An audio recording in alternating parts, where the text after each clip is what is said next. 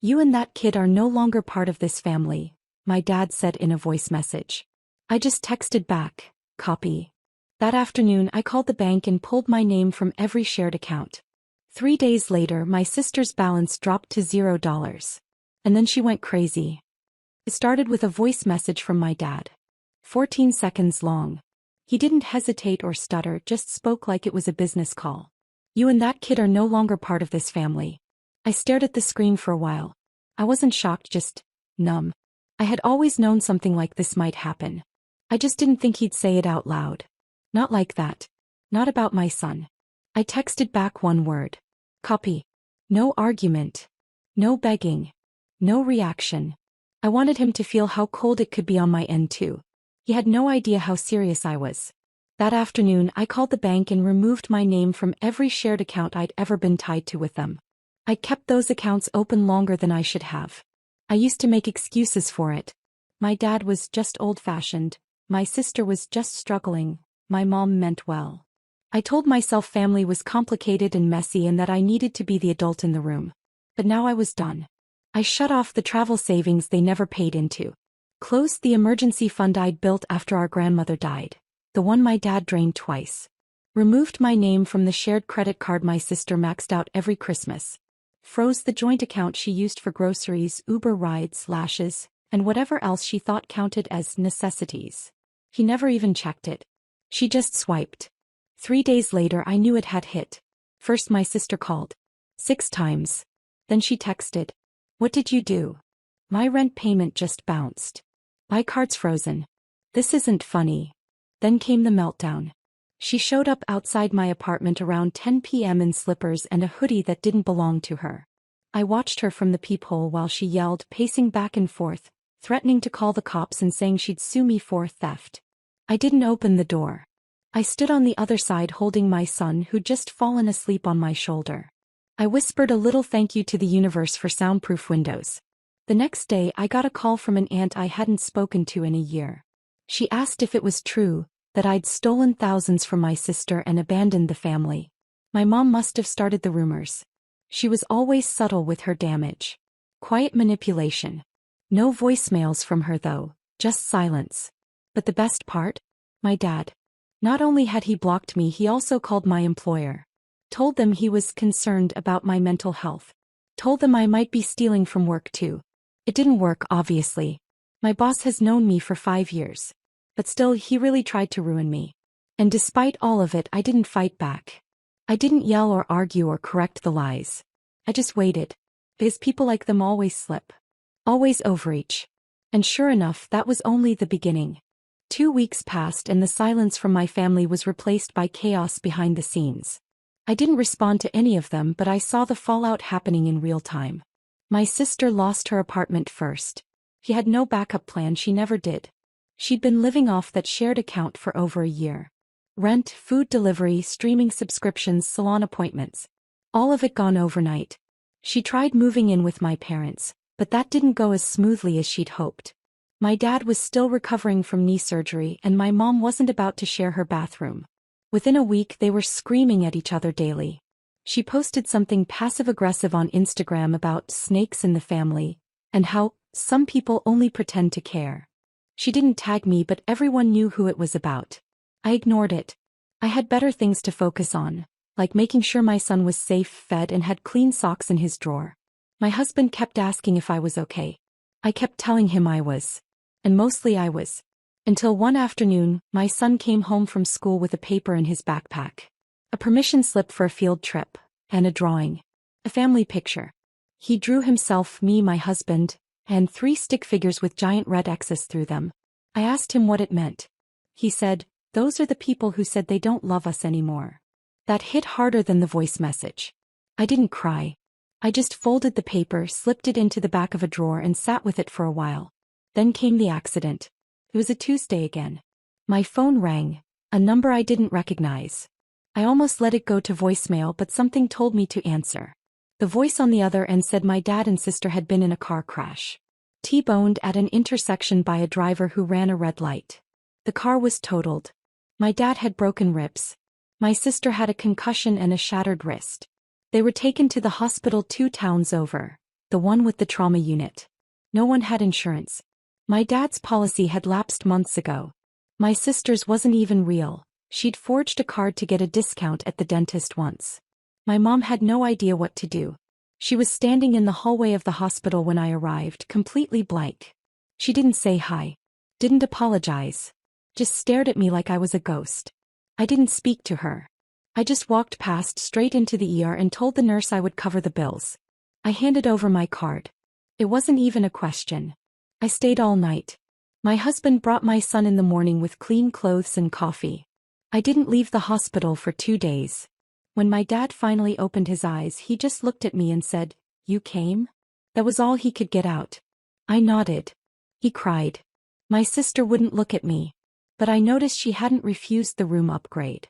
The bills came in fast. Imaging, surgery, medications. I paid for every single one. I never asked them to thank me. But what came next, I didn't see that coming. My mom was the first to apologize. Not right away, of course. For the first 2 days she acted like I was just there. Like a nurse who didn't belong but was doing a good enough job to keep around. But on the third night, while I was standing by the vending machines waiting for my tea, she walked up behind me and said, "I don't know how we got here." I didn't answer. She kept talking. She said she'd been ashamed, not just because of what they'd said to me, but because she hadn't stopped it. She admitted my dad had always been harder on me, that he'd treated my son like an inconvenience from the beginning. That she had stayed quiet out of fear of keeping the peace, and now there was no peace left to keep. Then she said she was sorry. Genuinely. I didn't know how to respond. The next morning my dad looked at me and said he remembered everything. The accounts, the arguments, the voicemail, and that he didn't expect me to forgive him. He said he'd been angry at life and I was the easiest one to punish. He said he was wrong. For a minute I believed things could change. My sister finally spoke to me on day 5. She asked if I'd brought her any clothes. "No, thank you, Toe. I'm sorry. Just, did you bring my charger?" I still said yes. I had packed her a bag. Not because she deserved it, but because I couldn't let her sit in a hospital gown for another day. Weeks passed. Discharges, follow-up appointments, physical therapy. I handled everything. Insurance negotiations, transportation, meds. I was the emergency contact now. My number was the one the doctors used. I signed every form. Paid every invoice. Eventually they started acting normal again. Or what passed for normal in our family. My dad asked if I'd seen the new model of his old car, the one that got totaled. Said he might want to lease it. Just casually. Like we were talking about weekend plans.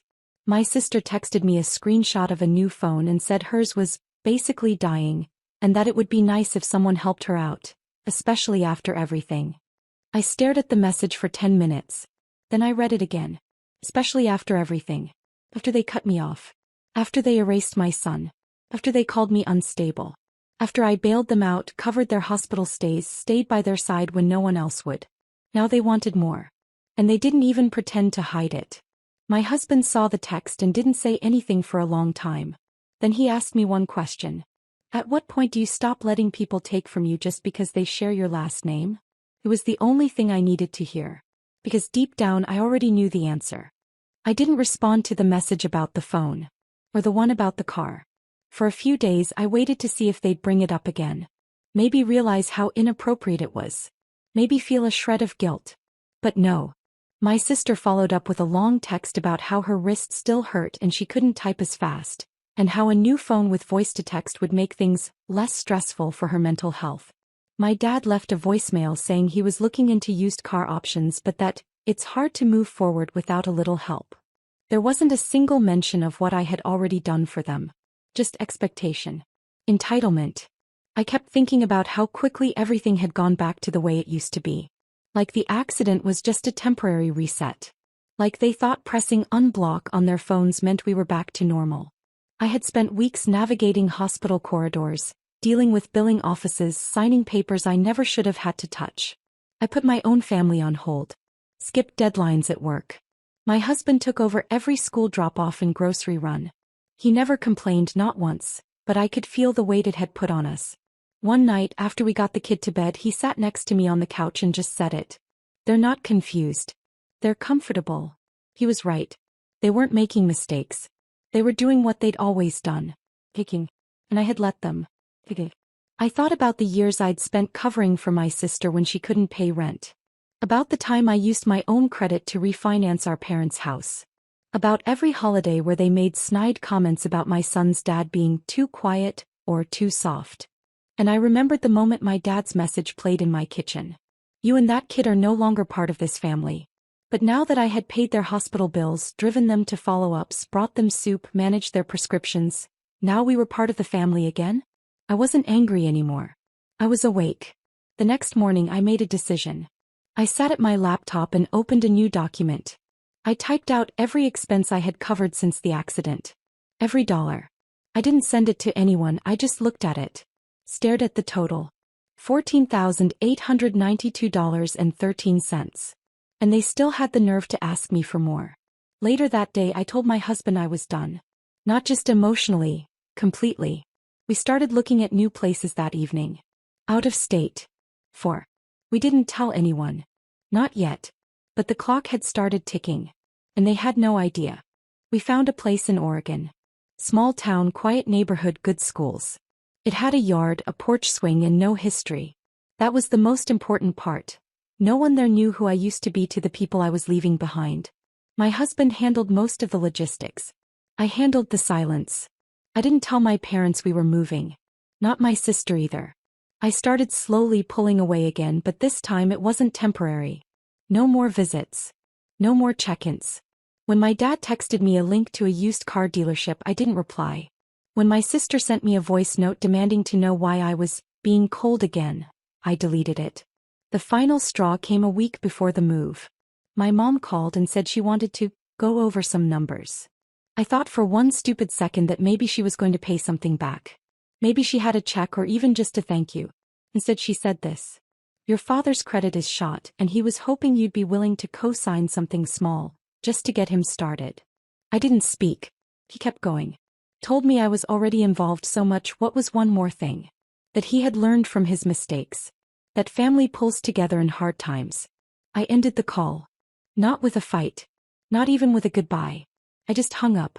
2 days later the moving truck arrived. We packed everything we owned into a single trailer. I boxed up my son's drawings, our wedding photos, the old dishes my husband and I got at a yard sale 10 years ago. Everything that mattered. Everything that was real. We left early, before sunrise. No goodbye post. No letters on the counter. I turned my phone off before we crossed the state line.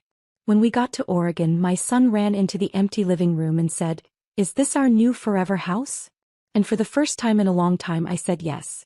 No hesitation. We gave our new address to no one. We started over. And for a while it was quiet. Peaceful. Almost too quiet. But I knew it wouldn't last. They were going to find out. And when they did, it wasn't going to be a whisper. It was going to be a storm. 2 months passed. No calls. No texts. No guilt trips. The silence was eerie but peaceful. The kind of peace that feels earned. We settled into our new home in Oregon like we'd lived there forever. Our son adjusted faster than I thought he would. He made friends at school, stopped asking about his grandparents, and started sleeping through the night again. Then one morning my husband came in holding a letter. No return address. The handwriting stopped me cold. It was my mom's.